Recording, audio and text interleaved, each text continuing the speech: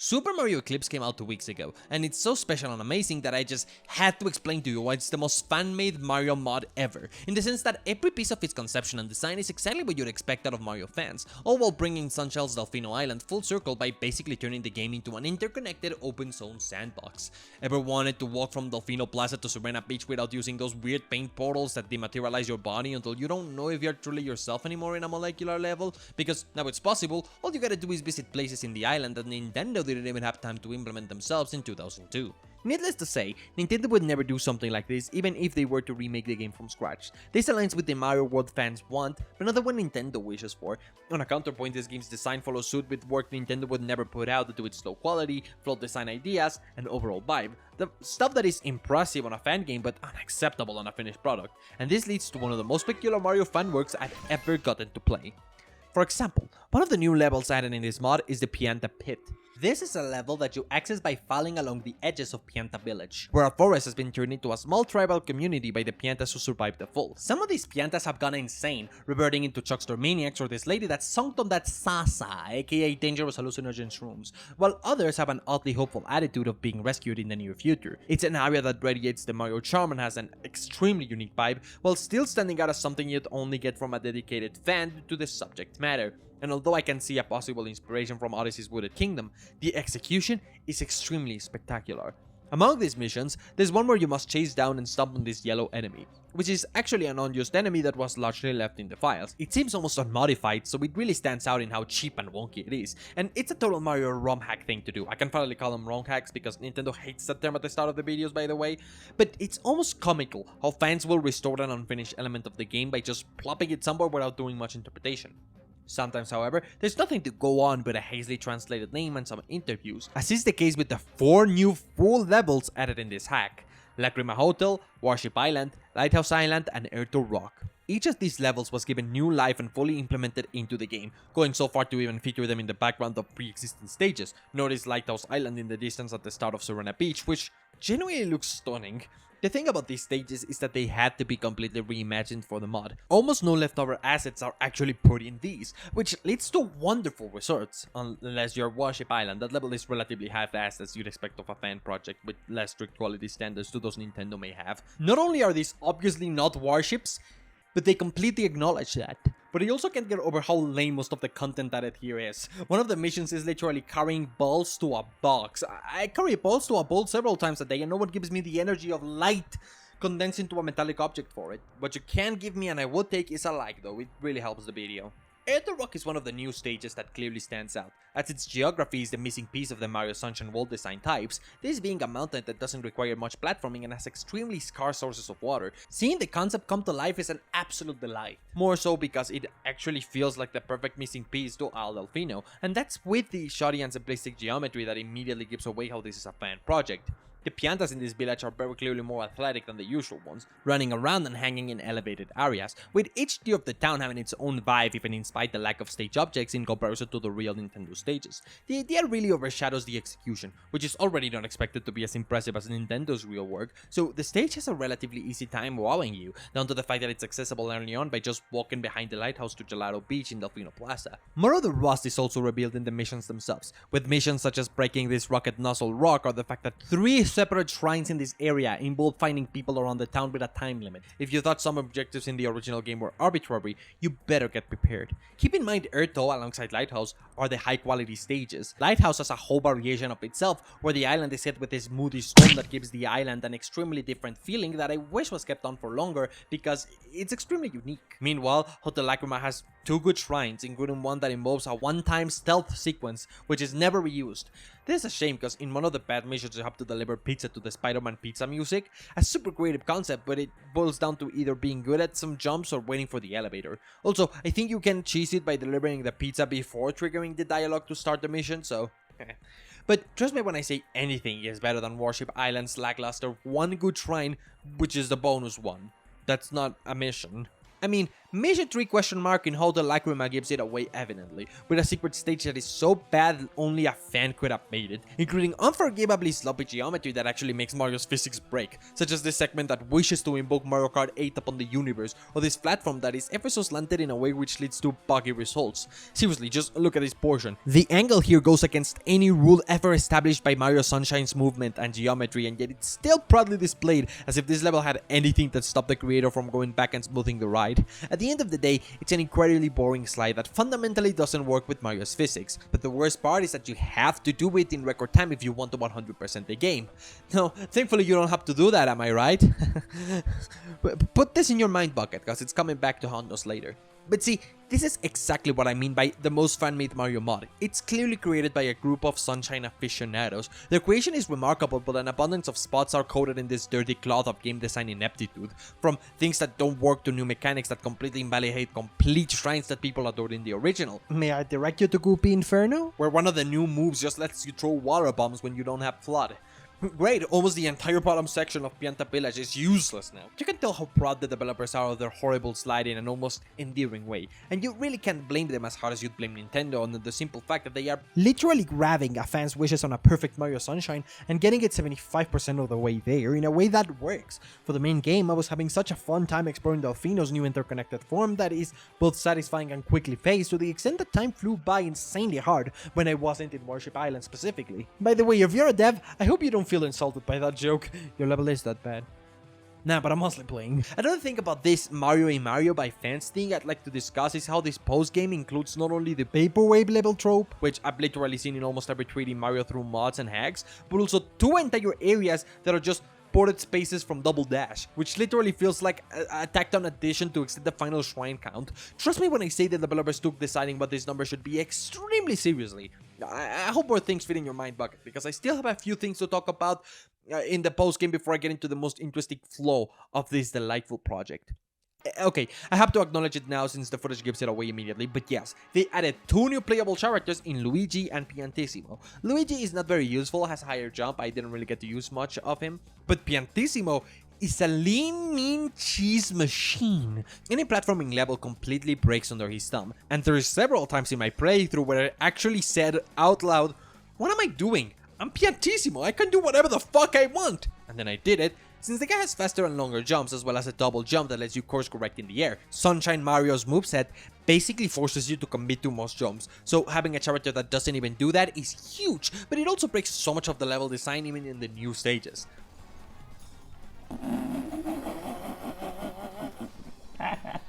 Pianissimo strikes again.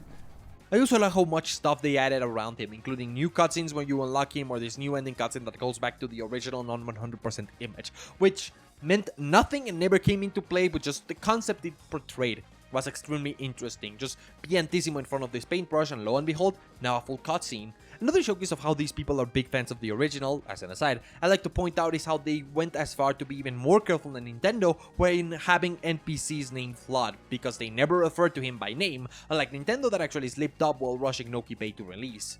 I mean, the reason why so much information about Sunshine's development is known is because the game's final form holds a million rush pieces, where the engine is apparently super tightly programmed, and it's the content itself that was changed so much and so quickly that almost any development footage of the game showcases something that didn't make it into the final game. Anyway, where was I? So, after Corona Mountain, a new area that basically feels like the hub world for a DLC unlocks called the Daisy Cruiser, and it's one of the ported Mario Kart tracks. Inside the captain's chamber in this boat, you get access to 5 whole new stages, as well as another new stage hidden in the cruiser's cargo chamber. These new stages are the best and the worst of this mod, surprisingly, including 2 of the most beautiful and developed stages in the project, and then a port of Beach Beach where everything about the stage is messed up.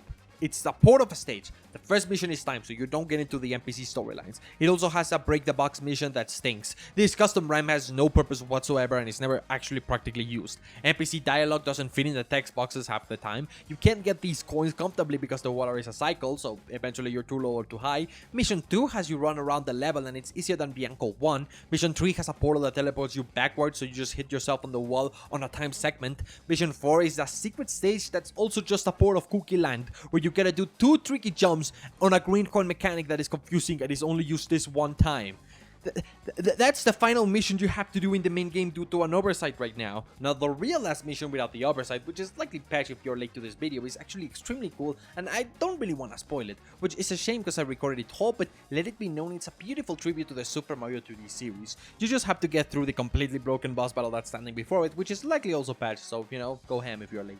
Regardless, my favorite of these new levels is not the snow one, which I'm only really mentioning because snow levels in my sunshine? Blasphemy!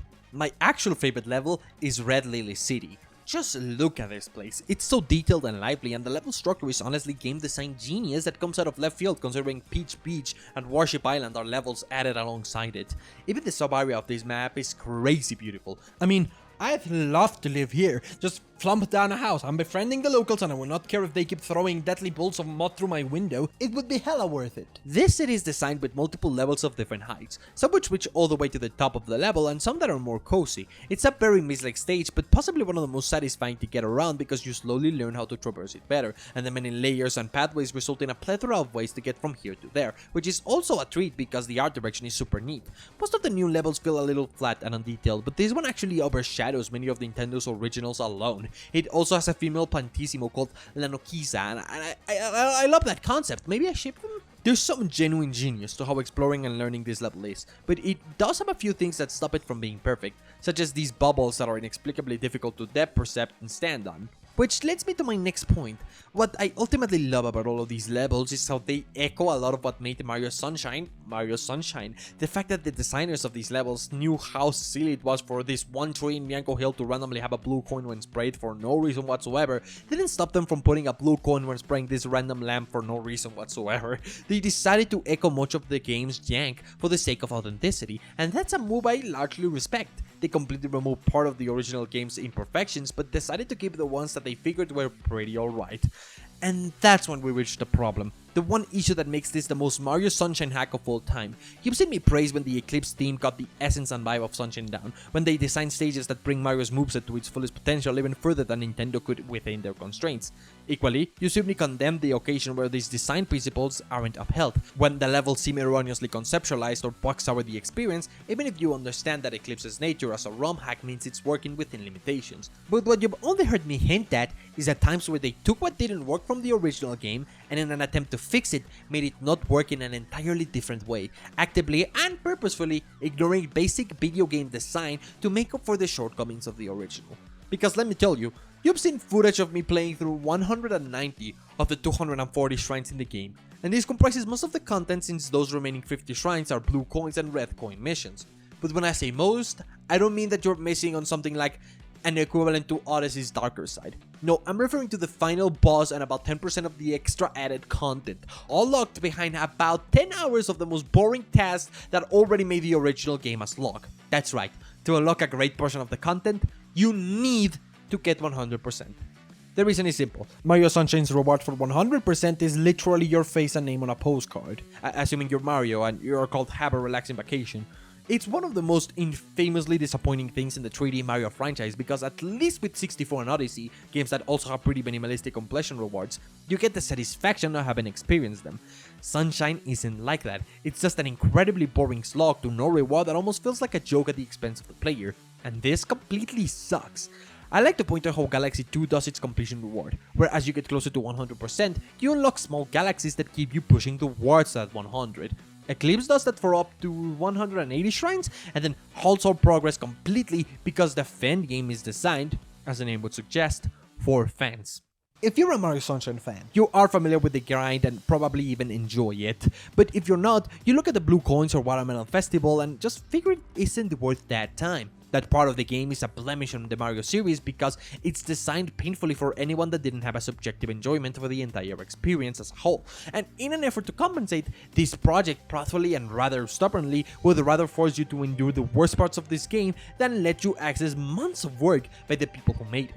They are more than fine with this. It's a design choice, and I hope I don't need to explain why this is genuinely horrible game design. Let's hypothetically imagine an example where Mario Odyssey locked the Mushroom Kingdoms until you have collected every single moon, including the rock ones in all prior levels.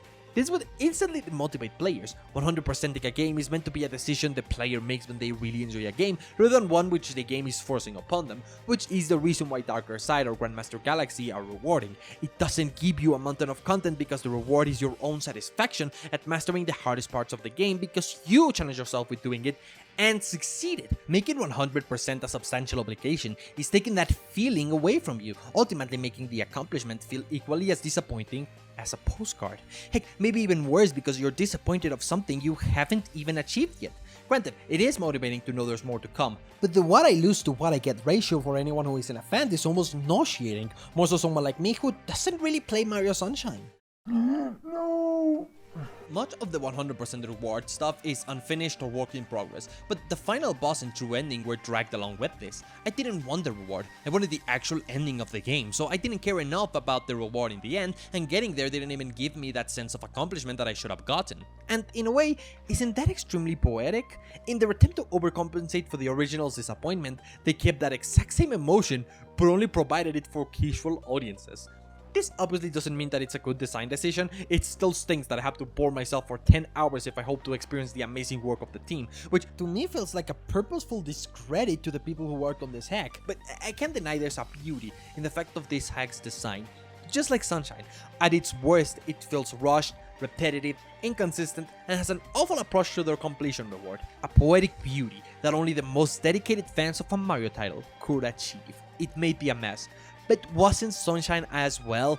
If you think about it, hacks of any other Mario game don't work as effectively because they are hacking on games that are already masterpieces. Heck, if you consider 64, that game's been dismantled and repaired to a degree that makes attempts to create a fan-made follow-up to it unable to work because they don't stand out if they are accurate, but lose the wonkiness of the original if they refine it too much.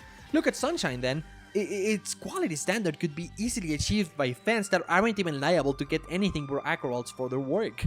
Unrelated shoutouts to Rhythm Raccoon for upstaging Nintendo with that Red Lily level, but ignoring that exception, it's an extremely high quality product, yet still radiates fan work from all of its pixels and pores. And the fact that the original work it derivates from commits many of the same mistakes is exactly what makes Super Mario Eclipse the most Mario ROM hack of all time. Anyways, here's how you're supposed to do the slide in Lacrima Hotel to get the extra shine. You must trial and error your way around the slide to find shortcuts where arbitrary dead zones aren't present, given that the slide is so wonky you want to touch it as little as possible, so you may find yourself skipping the entire level because whatever this is far more enjoyable than whatever the designer intended you to do. Whoever made this is not okay!